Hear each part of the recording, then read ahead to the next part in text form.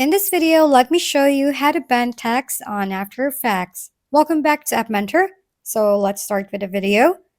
First, let's launch After Effects and insert your text over here. You can adjust the size of your text, and then after that, go to Mask Tool. Just click the points that you want your text to bend.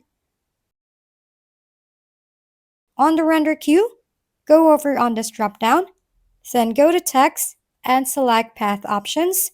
Over here, just select Mask 1, and on the last margin, just hover your mouse from left to right to adjust your text, depending on how you want it to bend.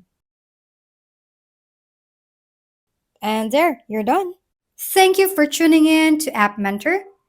If this video is helpful, please don't forget to like, hit the subscribe button, and leave a comment for any suggestions.